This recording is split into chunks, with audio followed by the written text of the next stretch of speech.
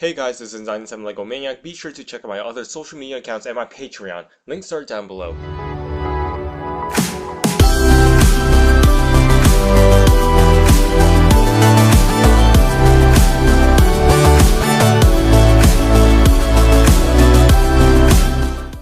Finally, after months of on and off work, I completed a new Transformer for my collection.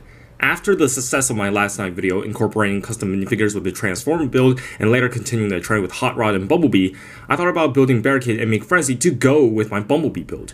From now on, I'll make Transformers from the first movie specifically, and if possible, I'll incorporate several custom minifigures to go with them as much as I can. Next Transformer will be Optimus Prime based on his look on Dark of the Moon because I really like his app design a lot, and as for a custom minifigure, I'll consider another version of Sam Witwicky and maybe Carly as well. Frenzy honestly was just a rushed project just to get him out of the way. I considered designing him on SolidWorks and have him 3D printed, but I don't think that would be considered Lego honestly, since it doesn't have anything, well, Lego.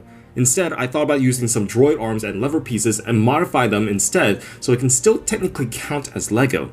He is built entirely of cut up Lego parts glued together or connected together in a different way, which would consider it an illegal build. His eyes were made with a blue lightsaber blade, and I glued minifigure hands, parts of droid arms, and a flex tube for his face.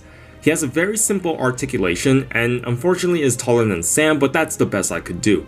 I don't want to sculpt the entire figure as well because I just don't think it will look right with other minifigures and with Lego Transformers. Someone actually did suggest a sculpted head for Lego Transformers, and to that I say that's a terrible idea because that defeats the purpose of a Lego muck and it looks super out of place. That's just wrong, period. This is only the second Barricade figure I've built in my entire life. My very first one was built back in 2011, which was the year I started my channel. Back then, I used to build larger scale Transformers with limited parts and terrible results, but now after 7 years, I've improved my building techniques and I even changed my Transformers look, so I can scale them with custom minifigures and so they can be easier to build. This was my first ever Transformer build entirely on LDD, which is a difficult task because the program is pretty outdated and using the hinge tool can be a pain when figuring out the transformation. Out of the majority of car Transformers I've built in this scale, it's not the cleanest, but it does get the job done. If time, I'll give him a police logo sticker for his doors. On to the transformation.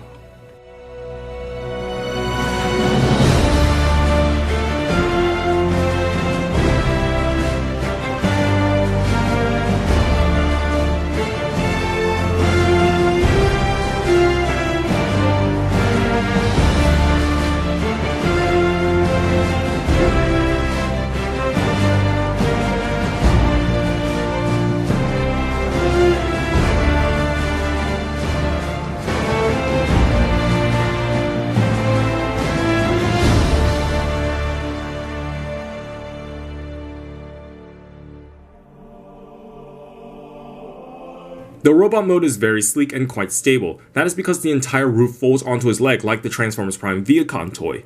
The transformation in general is quite simple.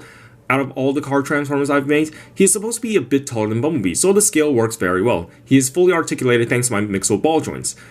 I even made a spinning wheel of death as well. Overall, he is a simple build with a simple transformation, but it still captures the right amount of detail accurate to his CGI model. Before I conclude, I will not make instructions for this guy. I made these so you guys can get inspired to build your own. You're not going to get any creative if all you do is copy others' work. Keep that in mind.